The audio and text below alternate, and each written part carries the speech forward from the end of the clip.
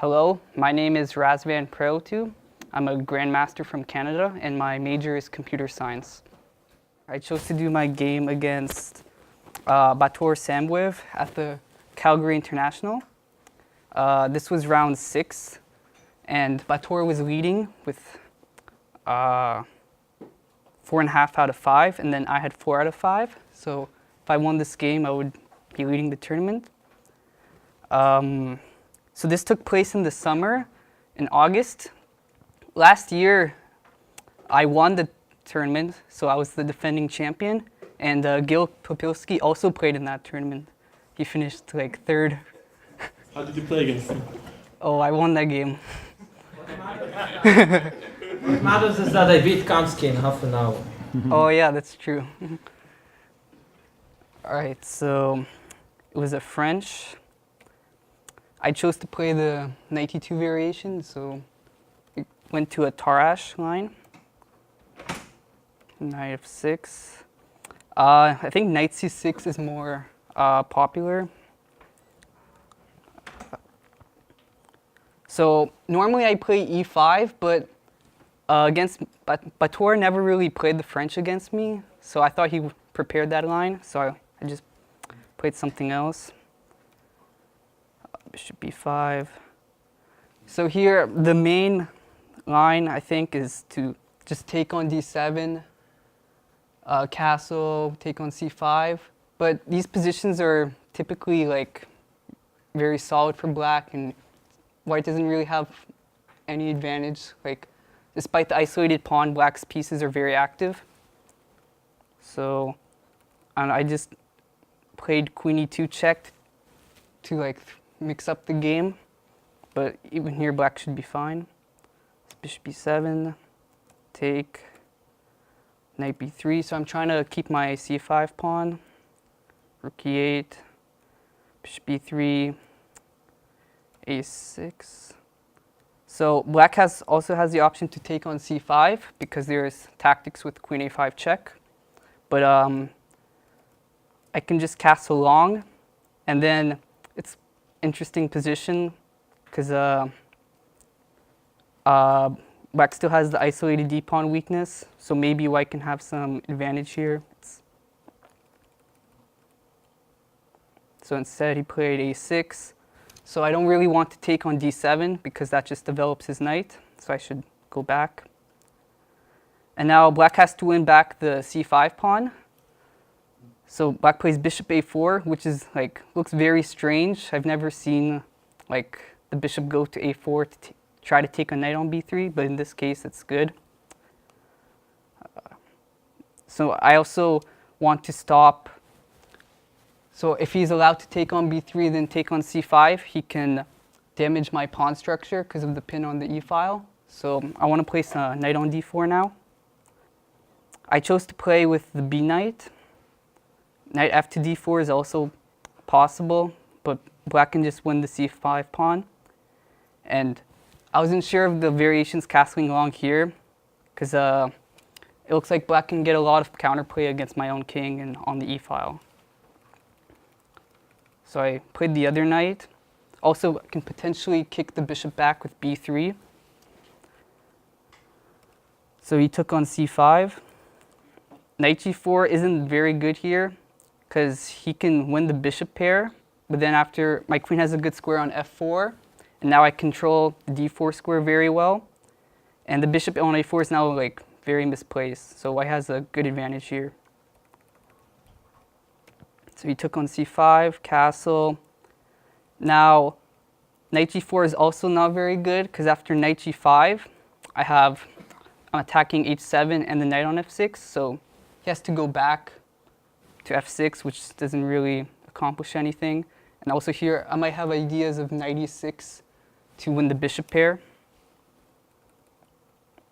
So you just play knight c6, c3, and here I think he made a sort of strange decision. He took on d4. I think if he just went queen b6, pressuring the knight, he would have equalized like comfortably. I don't have much except b3, but now he can play bishop b5. And even I win the pawn on b5, but he wins the pawn in e3. So this is just one possible line. And then, yeah, should be pretty equal. But instead, he took on d4, trying to get rid of his isolated pawn. But now I have the bishop pair advantage, which it's not much, but it's still something to play for, especially with like symmetrical pawn structure. The bishop pair is really good. So here, what would you do as black to try to get rid of the bishop pair for white? Queen d7 and bishop b5. That's what he did, but that runs into a tempo loss.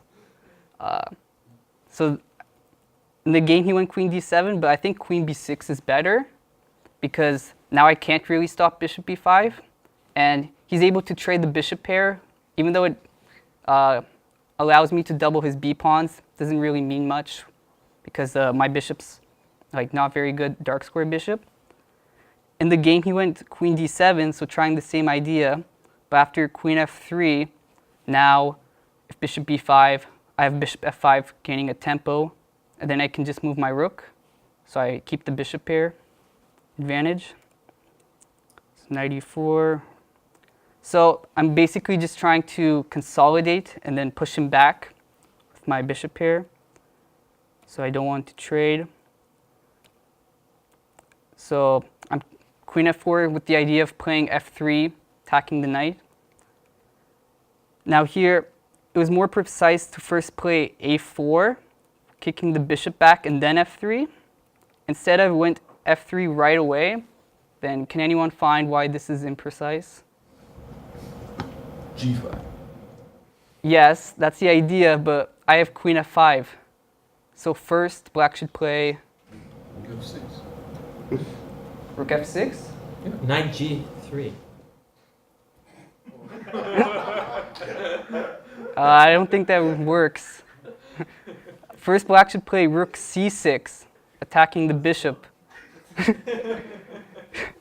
And now bishop b3, g5, and my queen has no squares to go except g4. But black should just be fine, because now I can't kick away the knight on e4. So that's why it was important to first play a4 to kick the bishop to c6. But he missed that too. He just went knight d6. And now here I made a strange mistake.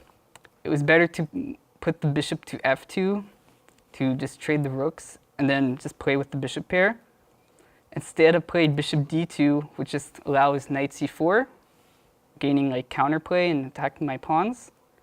But I wanted the bishop to go to b4 potentially, but yeah, it just allows knight c4. But he didn't do that. He went bishop e2. He can also take on e1 and then knight c4, and black's equal. Razvan, why do you take with the rook on e1? Logically, since you have the pair of bishops, you should keep one rook and try to maybe swap the queens. But then that might allow his rook to go on the second rank here. That Oh, could this be. I didn't see. Sorry? Oh, okay. Yeah, it would be good to keep the rooks, but black's rooks are more active, so. That's why I'm less than 25.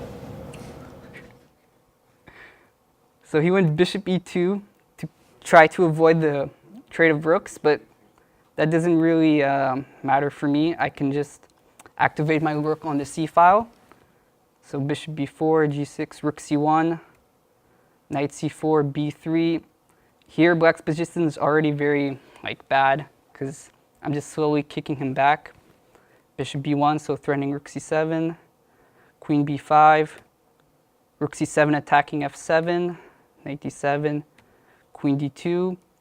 So now I have ideas of a4, bishop a5, trying to win the b7 pawn after maybe bishop c2 to defend the b3 pawn. Knight f6. So I played a4 right away to kick back the queen, but bishop c2 first would have been better, just to make sure b3 is protected. And after queen b6, bishop a5, queen a7, I have the tactic bishop f5 because I have rook e2. Since he can't take, there's queen g5 check, and white has a big advantage here. So in the game, I first kicked the queen, but now I can't play bishop a5 because b3 is hanging, so I have to move my other rook to defend it. But this allows black a very nice tactical shot. Can anyone see it? Bishop d1. Yes. We saw it.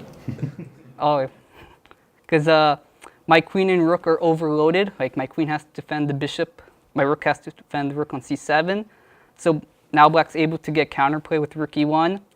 And the best white can do is to try to trade the rooks. And I'm able to win the queen, but black gets a piece, rook and piece for it. And it's just in time to get out of the, defend the rook and get out of the pin. So should be equal here. But instead he went king g7. And now I'm able to finally push away black's pieces away. So a5, queen a7, queen f4, bishop b5, and h4. So I'm trying to provoke weaknesses on the king side now. Bishop d7. And now, does anyone recommend a way for white to continue? King h2. Okay. That's a slow move, but is there a more direct way? G4. G4, yes. Because black's completely tied down, so white can just advance the pawns. So one threat is h5, but another threat is bishop f5, because if he takes, I can take with the g-pawn, and the rook has no good square to defend the knight on f6, so then queen g5 check would win. So here we were both in time trouble and had to make 6 more moves to get to move 40. And he tried some like desperate shot rook e4 to, because, yeah, but it doesn't really work, so to win the d4 pawn. Other options, so he can play h6 to cover the g5 square, prevent bishop f5. But now h6 is a big weakness, and I can just like slowly untangle, and I'm threatening rook c5, rook 1 to c5, and then now both h6 pawn would be hanging, so he can't defend the pawn. Knight e4 is another tactical idea, but also doesn't work. I can just win the piece, and yeah, in the end this should be winning because queen d4, I should be able to trade queens, and then yeah, even though he has 2 pawns, it's not enough for the piece. And then queen b8 to attack the rook allows bishop f5 idea. And white's able to maneuver the bishop to e5, and then that's just game over. So already here, g4 is a very strong move. Now black has no really good defense. He tried rook e4, but I can just take on d4, queen f2, and now I think the simplest way to for white to win is to just trade everything with rook f1, queen back, take on f6, take on d7, and then, yeah, white's just up a piece. So, and after we made the time control, he just resigned. So this is an important win because I was able to lead the tournament after that round, but unfortunately I lost later, so I finished tied for 3rd. But that was still a good result. Thank you.